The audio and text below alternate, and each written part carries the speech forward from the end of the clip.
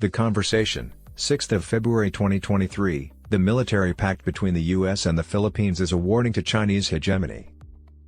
On February 2, 2023, the United States and the Philippines announced that the United States is increasing its military presence at other military bases in the Southeast Asian nation, giving the United States a potential advantage in its efforts to thwart China's possible attempts to annex Taiwan. The northernmost island of the Philippines is located 190 kilometers, 118 miles, from Taiwan. Taiwan, an island off the coast of China, claims to be an independent nation, but China insists it is a breakaway province that it wishes to govern again. In recent months, China has stepped up its threats to move to annex Taiwan. We are academics specializing in political science and American foreign policy, and we just released a book on American military deployments abroad. The implications of this new deal for American foreign policy and the escalating military tensions in East and Southeast Asia are as follows. 1. The deal increases U.S. influence. The military pact is an extension of the Enhanced Defense Cooperation Agreement, which was signed in 2014. The United States can now access and maintain equipment at 4 more military stations in the Philippines thanks to a new agreement inked this week. The pact also requires the U.S. to invest $82 million in infrastructure upgrades at the 5 active facilities. The United States will now have access to 9 base locations in the Philippines, marking its most significant military presence there in the last 30 years. The agreement comes after the U.S. announced in October 2022 that it would contribute $100 million to the Philippine military. 2. It issues China a warning. China has recently boosted its military presence in the South China Sea and has started to enlarge its military presence in other areas, notably African nations, where it had none before. China is still looking for new foreign countries to station its forces. For instance, in 2022, China and the Solomon Islands agreed to a new military agreement, sparking rumors that China would someday build a permanent military post there. Additionally, on February 2, 2023, the United States declared that it had reopened its embassy in the Solomon Islands after a 30-year absence to defend those nations against Chinese hegemony and brutality. While this new agreement with the Philippines, according to U.S. Defense Secretary Lloyd J. Austin III, is essential for integrating and training both American and Philippine forces, it also improves the country's capacity to respond to regional threats. Particularly on the northern island of Luzon, U.S. forces would improve the country's capacity to thwart Chinese threats against Taiwan. Additionally, this increase in military access enables the United States to react more quickly and easily to Chinese aggression in the West Philippine Sea or the South China Sea. China's reaction to the news of the military deal was prompt. Speaking out against Chinese bullying, Mao Ning, a spokesperson for the Foreign Ministry, stated on February 2, 2023, that the action would raise tensions and imperil peace and security in the region.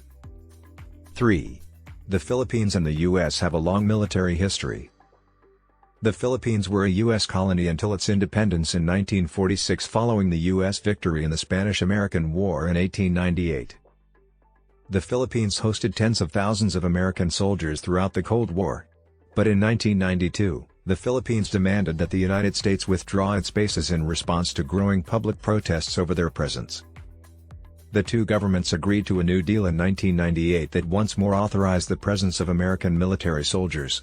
The nations mediated a second deal in 2014 that granted U.S. soldiers access to 5 Philippine military bases. The United States continued to be involved in counterterrorism activities in the Philippines notwithstanding this withdrawal.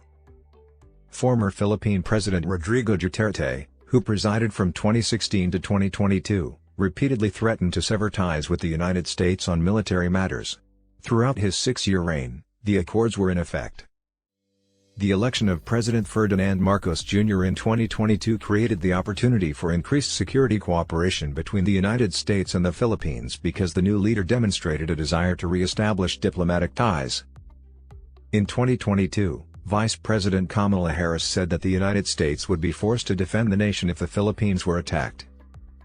Meanwhile, the U.S., the UN, and human rights organizations have all acknowledged legitimate, severe worries about how the Philippine government treats its people.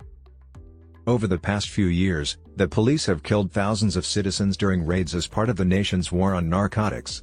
Additionally, Practicing journalism and holding independent political views in the Philippines has become riskier and riskier.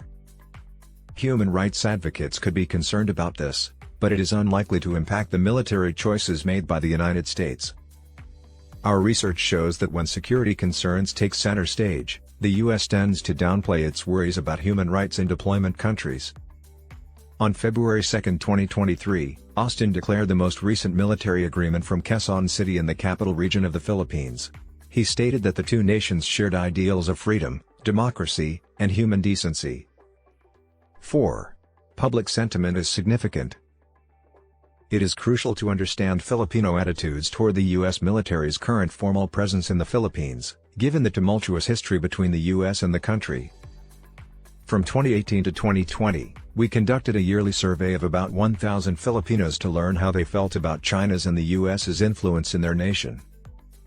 Generally speaking, strong majorities, with some variance over the years we surveyed, view U.S. influence as beneficial. Few of our responders had any negative opinions. Regarding China's influence in their nation, we also questioned them. This question received considerably less positive answers from the populace. These responses also suggest that attitudes toward China are deteriorating with time.